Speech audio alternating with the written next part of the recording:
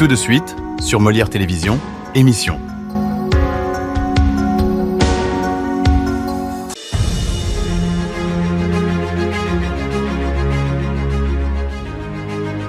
Présent à l'appel, mesdames et messieurs, pour un nouveau numéro de ce magazine Discours au peuple qui passe sur les antennes de Molière Télévision.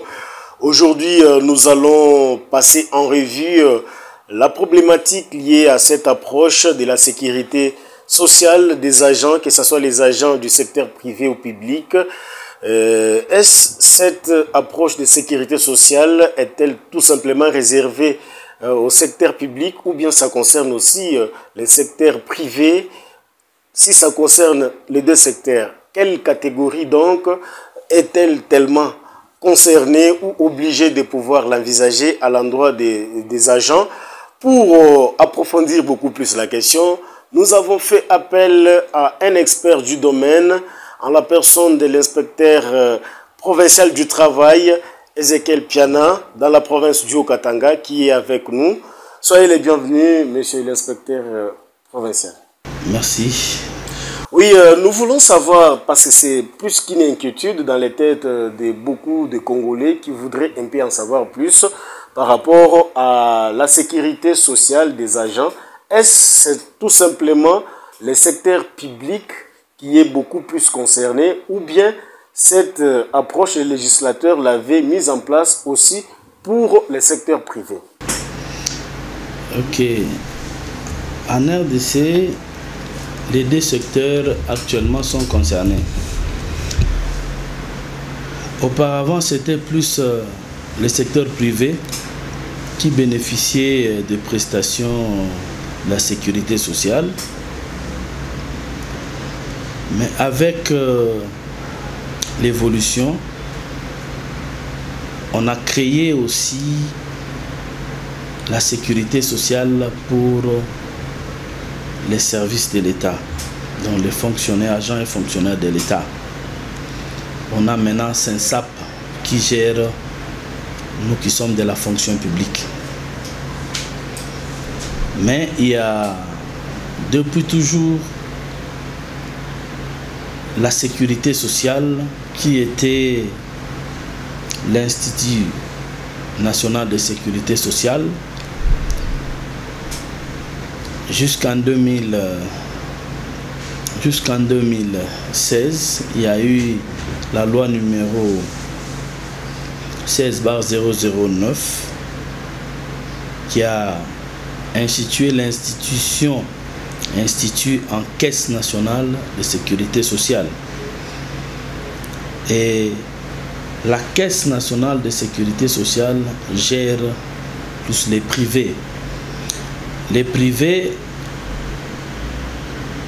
quand on parle de termes privés, nous ajoutons seulement tous ceux-là qui sont régis par le Code du travail.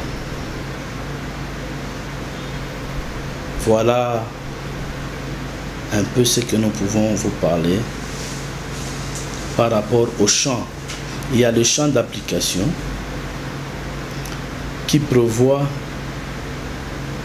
les prestations selon aussi les catégories. Il y a ceux-là qui sont assujettis au régime général de la sécurité sociale, donc toutes les branches les concernent. Mais il y a ceux-là, une catégorie de travailleurs aussi, qui sont concernés aussi par quelques branches des prestations de la sécurité sociale.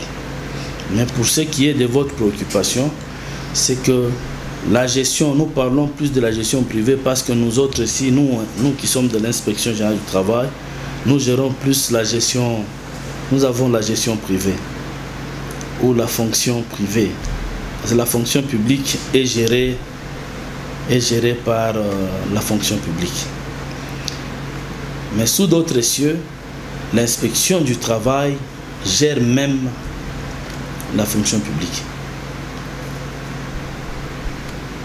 Oui, tout à l'heure, vous aviez dit qu'il y a une catégorie d'agents qui est concernée par la sécurité sociale, mais tandis que Et une autre catégorie, elle n'est pas du tout concernée. On n'a pas bien suivi là-bas. Est-ce que vous pouvez nous établir la différence par rapport à ce dont vous venez d'évoquer tout à l'heure?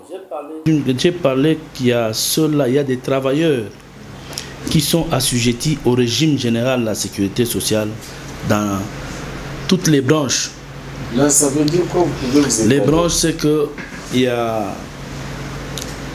la branche qui concerne la retraite, il y a la branche des allocations familiales, il y a la branche des risques professionnels. Alors, et la catégorie des travailleurs qu'on appelle occasionnels. Cette catégorie des travailleurs occasionnels sont assujettis seulement à la branche des risques professionnels. Parce qu'ils sont occasionnels. Mais ils peuvent courir un risque sur du travail, ils peuvent connaître un accident de travail. Il faudra qu'on les déclare à la CNSS pour leur prise en charge. Oui, maintenant, pour les restes, pour les travailleurs qui signent des contrats à durée déterminée ou à durée indéterminée, ils sont assujettis à toutes les branches. Voilà un peu ce que je peux vous dire sur la différence des catégories. Oui, maintenant, vous êtes beaucoup plus dans les secteurs où vous œuvrez plus dans les secteurs privés. Donc, les suivis, vous les faites beaucoup plus dans les secteurs privés. Est-ce que nous pouvons savoir la catégorie d'entreprises qui sont obligées d'assurer la sécurité sociale de leurs agents et celles-là qui sont exemptées par rapport à leur production, par rapport à leur performance? Non, ce n'est pas question de la production ou performance, c'est par rapport au champ d'application.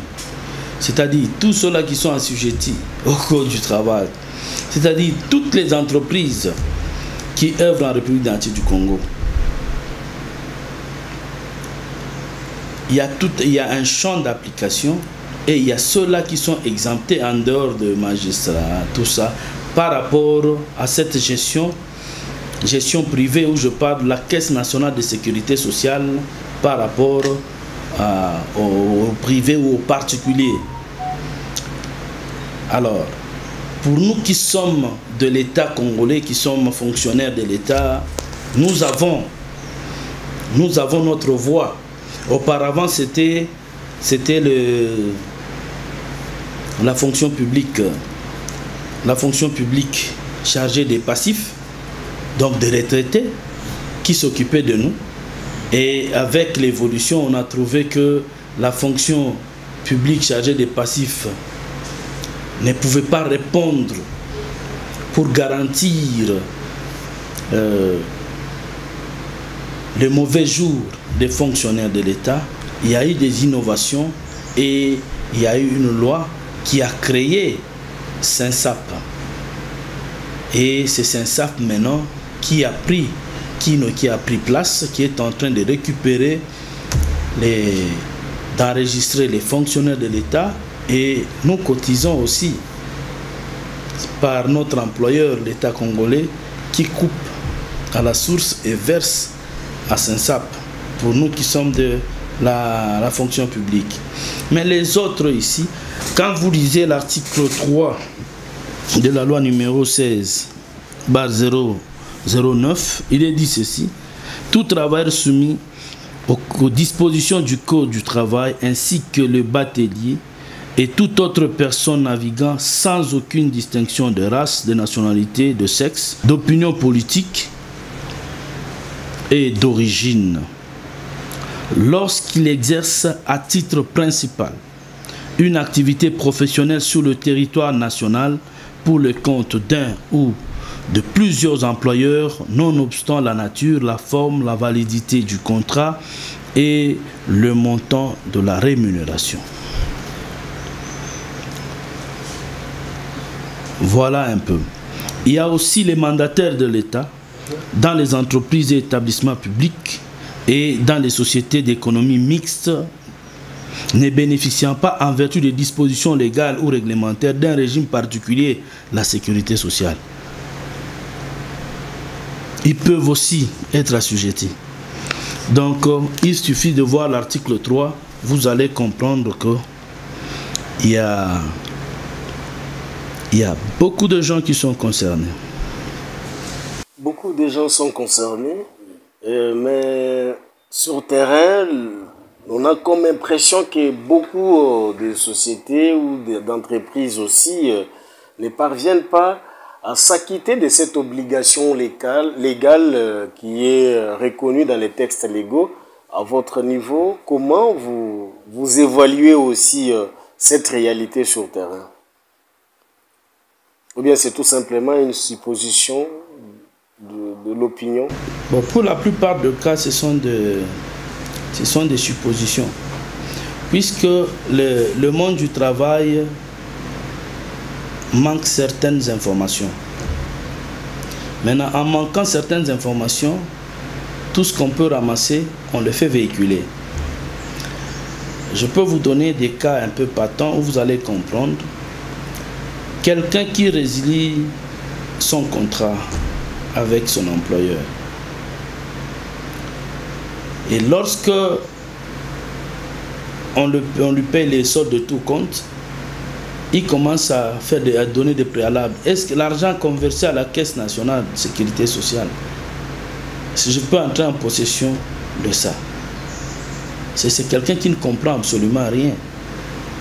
C'est qu'il faudra maintenant qu'il soit informé quand est-ce qu'on peut entrer en possession de ce qui est versé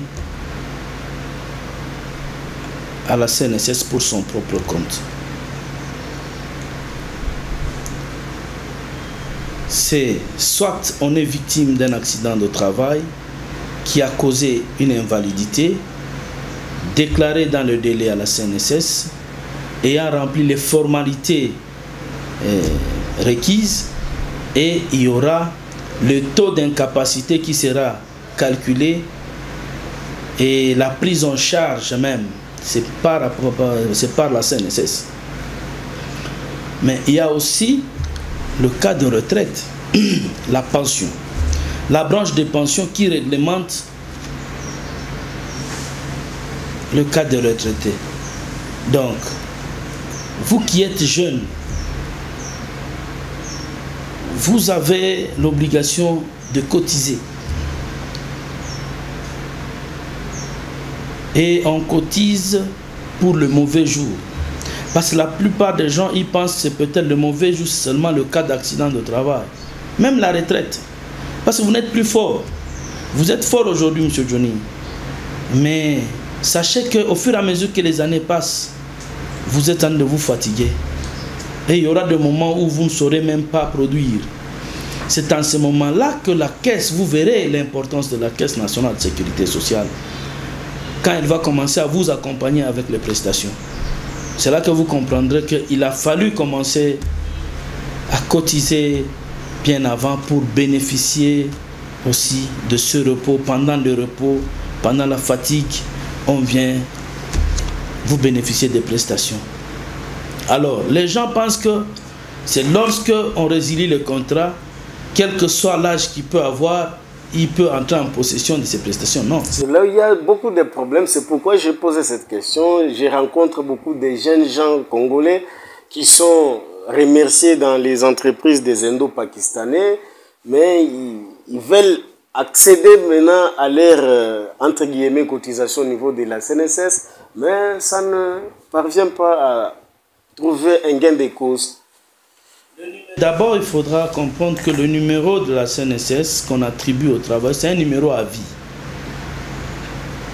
C'est-à-dire, dans chaque entreprise où vous serez, vous devriez informer le nouvel employeur qui vous prend de votre numéro de la CNSS.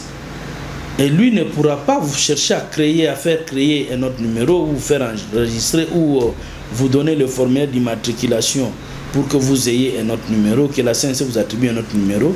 C'est le seul numéro que vous aviez eu chez l'ex-employeur qui va vous accompagner dans toutes ces entreprises que vous aurez à contracter.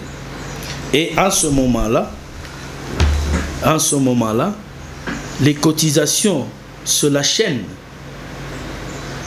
C'est la chaîne jusqu'à ce qu'on va atteindre, jusqu'à ce que vous allez atteindre l'âge de la retraite. Et quand vous serez inactif par rapport à l'âge, les formalités seront faites de telle sorte que vous puissiez maintenant commencer à accéder aux prestations de la CNSS. C'est pas quand on est jeune. Qu'est-ce que vous ferez avec ça? Le législateur sait que le mauvais jour, la retraite, c'est la pension, c'est le mauvais jour. Celui qui était fort, qui cultivait par exemple, qui pouvait cultiver autant de mètres par jour, vous verrez qu'au fur et à mesure que l'âge avance, il arrivait à 10 mètres, il va commencer à arriver à 8, à 6 et finalement à 4, à 2. Et à un moment, il vous dira que je ne saurais même plus. Et là, il y a aussi une question qui me traverse la pensée. Les travailleurs, ici, c'est les travailleurs qui ont un contrat direct avec l'employeur ou bien même ceux qui œuvrent dans les entreprises de sous-traitance.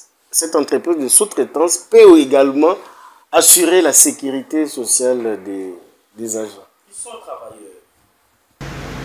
Quel que soit le nom de l'employeur, même les travailleurs domestiques, celui qui les emploie, c'est un employeur. Il a l'obligation de les faire immatriculer à la CNSS et de cotiser régulièrement pour eux. Beaucoup plus vous êtes sur terrain dans ces secteurs, ça ne sert à rien de lui rappeler.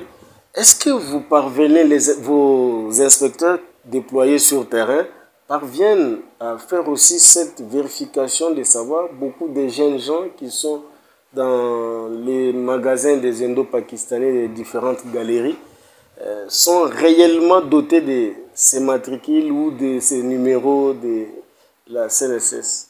Là, il faut comprendre, ils le font, mais il faut savoir que nous ne le faisons pas seuls. Ce n'est pas seulement l'inspection. L'inspection générale, c'est le service technique du ministère.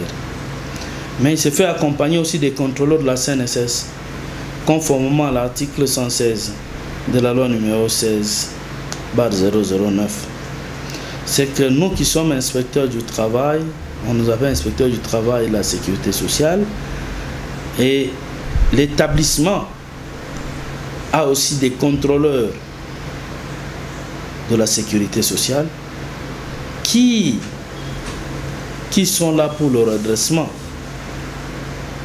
qui font le compte, qui vérifient, parce que il y a des matières de délai.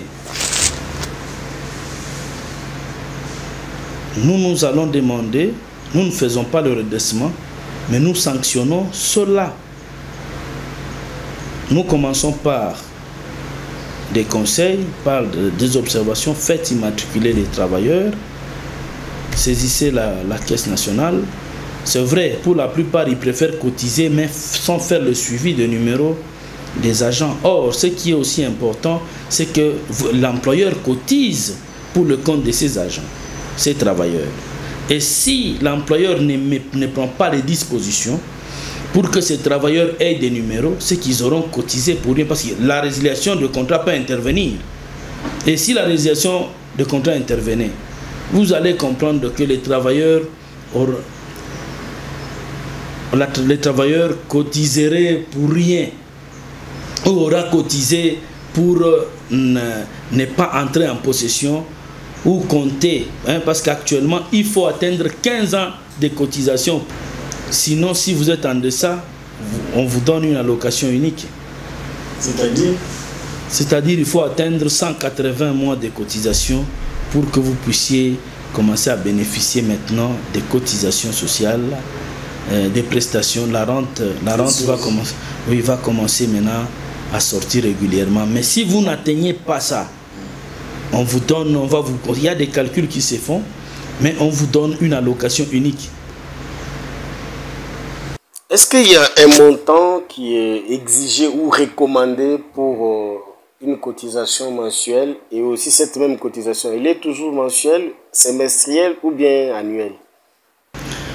Voilà, c'est que le montant s'applique sur le salaire. Il y a un pourcentage, hein? Donc il y a le pourcentage que le travailleur cotise pour la rente, pour la branche de pension, et l'employeur aussi donne un pourcentage pour la branche de pension, donne un pourcentage pour la branche de risque et pour la branche des allocations des familles. Alors, pour le travailleur, c'est 5% que lui cotise. On prélève sur son salaire. Et l'employeur cotise 13%. Donc 5%. Dans les 13% là, il y a 5% qui va aussi associé aux 5% du travail. Ça fait 10% qui va dans la rente, dans la branche de pension. Il y a 1,5 qui va dans la branche des risques professionnels. Et les 6,5 pour atteindre donc 18% pour la branche des allocations. Voilà un peu comment c'est réparti. Et ce qui nous intéresse plus et qui intéresse plus les Congolais, c'est la branche de pension. Il y a le salaire minimum interprofessionnel garanti, qu'on appelle SMIC. Ici, M. Johnny, je voulais un peu vous faire savoir que l'État congolais n'a pas dit que vous devez payer, vous devez vous aligner sur ce salaire minimum. Non, ça on dit c'est minimum. Pour celui qui n'a pas de moyens, il peut commencer par ici. Mais celui qui a de moyens, il va au-delà de ça pour qu'il ait des bons rendements. Mais vous allez voir qu'on dit non, nous c'est le SMIC. Vous voyez une société de par sa catégorie, mais vous trouvez que c'est le SMIC. Non. L'État a fixé une moyenne qui n'est pas une base qu'on ne doit pas dépasser. Non. On peut aller au-delà. C'est comme ça qu'on a les délégations syndicales dans les entreprises pour négocier, quitter des salaires minimum en allant vers le salaire conventionnel. Et c'est là que la délégation syndicale doit fournir des efforts pour arracher les avantages, de telle sorte que les travailleurs aient maintenant un salaire élevé pour leur permettre encore de cotiser beaucoup, parce que dans les cas de cotisation, c'est que ce que vous cotisez aujourd'hui, ça se calcule, sachez que il y aura des calculs qui seront appliqués lorsque vous serez pendant cette période-là que moi j'ai toujours appelé mauvais jour. Oui, une période de mauvais jours. Vous avez dit par rapport à l'éligibilité pour accéder à ces cotisations au niveau de l'INSS, il faut soit avoir été pensionné, ou soit vous avez connu un cas d'accident, vous devenez invalide. Mais il y a certains agents, bien qu'il a connu un accident, mais avec son béquille, il peut s'amener facilement au travail. Est-ce que des cas pareils, il peut aller se présenter à l'INSS, montrer son état et commencer à tirer profit de cela tout en étant toujours agent de carrière? Voilà, c'est que il y a une étape qu'on appelle la réadaptation. C'est-à-dire quelqu'un qui connaît un accident de travail, le taux d'incapacité est calculable. Il y a le médecin conseil de la caisse qui doit statuer sur le taux. Et le médecin doit fixer le taux de telle sorte qu'on permette à la victime de commencer à bénéficier de certaines prestations. Et l'employeur qui a connu chez lui l'accident et qui a le travailleur survivant qui est là, victime d'accident, il doit le réadapter. Si le poste pour lequel il occupait, avec son état actuel, il ne saura pas être à ce poste-là, on le réadapte. Il y a la réadaptation à un autre poste, mais pour lui permettre d'oublier son état et de vivre encore longtemps. Il y a plusieurs, il y a des mécanismes que l'État congolais a déjà mis en place. On ne sait même pas résilier le contrat facilement du victime. Pour la plupart, il part en dernier. Quand l'entreprise arrive à la fermeture, ces gens-là partent en dernier. Alors, une dernière question peut-être.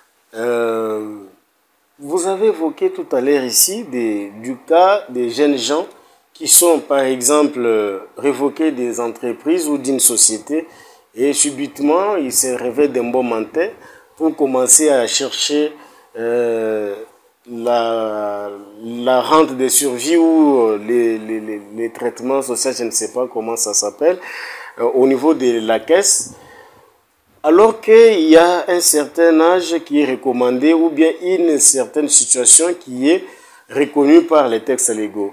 Et une fois qu'il peut se retrouver dans une autre entreprise ou bien il commence à évoluer dans le privé, c'est-à-dire il exerce les activités privées, personnelles, voilà. Est-ce qu'il peut être à même capable d'aller contribuer pour sa propre personne au niveau de la caisse? Oui, c'est prévu.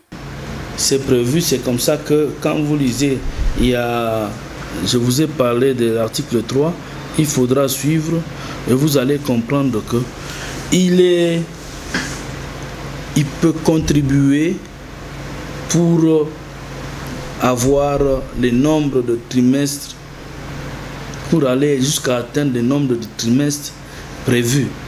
Et si il commence à cotiser, il y a le taux prévu et il signale à la Caisse nationale de sécurité sociale a des techniciens aussi qui sont en mesure de l'encadrer, lui expliquer et marcher avec lui jusqu'à ce qu'il va commencer. Il va continuer à cotiser jusqu'à atteindre l'étape où il sera fatigué, il ne sera plus en mesure de produire et la caisse reviendra maintenant vers la personne ou le travailleur qui était dans le libéral en train de cotiser et il bénéficiera des prestations sans problème. Et s'il arrivait qu'il va mourir, il y a la rente qu'on appelle des survivants. Il y a la femme et les enfants. Et la caisse a déjà organisé les choses de telle sorte que ces enfants, les enfants du découyus puissent continuer et la veuve continuer à bénéficier des prestations et les taux sont prévus. Tout est déjà fait, le législateur a prévu tous ces cas-là pour encourager. Vous savez pourquoi on le fait? Vous savez, ceux-là qui ont vu leurs camarades mourir, qui cotisaient avec eux, et voir que la caisse ne fait rien. Non. Le législateur a tout prévu de telle sorte qu'il y a un pourcentage qui sera alloué à l'enfant, donc à l'enfant orphelin, et un pourcentage qui est prévu pour la veuve. Et jusqu'à ce que les enfants atteindront l'âge prévu par la caisse et garder maintenant la veuve. Oui, mais je vois, il y a aussi des expatriés qui détiennent des cartes de travailleurs congolais dans certaines entreprises. Est-ce que les expatriés sont-ils aussi concernés par la contribution ou bien la sécurité sociale en République démocratique du Congo? Ou bien ils sont épargnés? Ce sont des travailleurs, ils sont assujettis au code du travail et le code de la sécurité sociale. C'est qu'il y a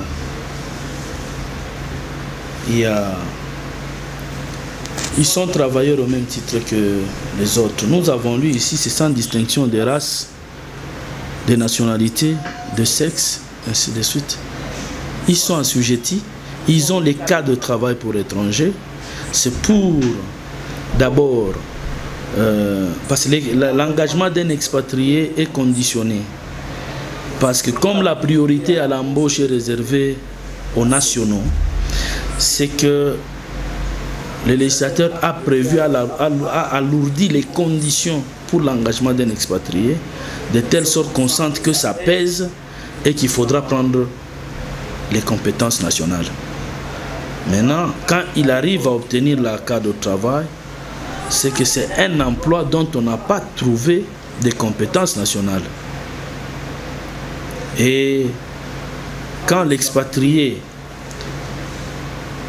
est engagé par contrat de travail, il est assujetti aux cotisations. Oui, et en dehors des travailleurs occasionnels dont vous venez de faire allusion, il y a encore une autre catégorie de travailleurs ou d'agents qui est aussi concernée par cette même situation. Oui, en dehors de travailleurs occasionnels, il y a les travailleurs qui ont on appelle les apprentis, qui signent le contrat d'apprentissage et qui sont assujettis au régime de la sécurité sociale pour la branche des risques professionnels. Il y a des élèves, des étudiants qui sont aussi qui sont dans des sections techniques, qui sont aussi assujettis à cette branche des risques, parce que quand vous voyez l'activité, donc ils sont en train d'utiliser des fois des machines, des histoires, tout ça, qui peuvent connaître des risques sur les lieux où ils sont en train d'étudier. Alors, pour que cela ne soit pas une charge peut-être pour l'école ou pour les parents, on les enregistre à la CNSS et quand ils cotisent, la CNSS prend directement en charge ces gens-là. C'est dans l'article 4 de la même loi où vous avez même les personnels placés dans les centres de formation, de réadaptation, parce que vous avez parlé des cas des risques professionnels, les cas d'accident quand quelqu'un connaît tout ça. Il y a des centres de réadaptation où on doit réadapter. Hein, donc on doit maintenant, la victime ne sait plus faire ce qu'elle faisait avant et on doit maintenant la canaliser à un travail conformément maintenant à ses aptitudes qu'il venait d'avoir. Alors, et sur base de ça, maintenant ceux-là qui travaillent, qui forment là, même les stagiaires en formation occupés dans une entreprise, tous ces gens-là, ils sont assujettis. Et la loi actuellement en RDC va très loin jusqu'à trouver même les détenus qui exécutent un travail périlleux, victimes d'un accident survenu à l'occasion de ce travail-là. Les détenus. Donc, c'est-à-dire, les détenus doivent aussi, on doit cotiser pour eux pour la branche des risques professionnels. Tout ça, c'est juste parce qu'on veut protéger, l'homme congolais. On protège non seulement ceux-là qui ont signé les contrats, même ceux-là qui sont dans des professions techniques ou qui sont utilisés dans un secteur technique qui peut engendrer un risque. Alors, tous ces gens-là, ils sont assujettis à la branche des risques professionnels. Ce que le reste des branches ne les concerne pas. Et ils sont là momentanément, ils ne restent pas là-bas comme ça. Ils sont là momentanément. C'est pour la période, la courte période qu'ils sont là-bas, qui seront assujettis à cette branche-là. Et dès qu'ils entrent, ils changent, ils terminent, par exemple, ceux-là qui sont élèves et qui terminaient et qui trouvaient de l'emploi directement, ils entrent maintenant dans le régime général où toutes les branches les concernent. Et ceux-là qui sont stagiaires, ils ne resteront pas stagiaires. Il suffit qu'ils finissent ce qu'ils faisaient et quand ils se lancent dans la vie active en tant que travailleurs, et directement ils seront assujettis au régime général de la sécurité avec toutes les branches. Voilà un peu d'une manière ramassée ce qui est de la partie de la branche des risques professionnels pour une catégorie que je venais un peu de vous présenter ici. Voilà, merci beaucoup mesdames et messieurs, c'est même par ici que nous mettons un terme à ces magazines Discours au peuple. On recevait l'inspecteur provincial du travail dans le Haut-Katanga, le chef Ezekiel Piana, qui nous a détaillé en long et en large en ce qui concerne la sécurité sociale et dans les secteurs publics et les secteurs privés. Je crois que vous avez eu beaucoup d'éclaircissements. Moi, personnellement, j'ai beaucoup appris, j'ai beaucoup découvert. Je vous fixe rendez-vous la semaine prochaine et surtout demain déjà pour les volets politiques. Nous serons en place. Merci et bonne suite des programmes sur nos antennes et à très vite. Merci beaucoup, chef. Je vous en prie.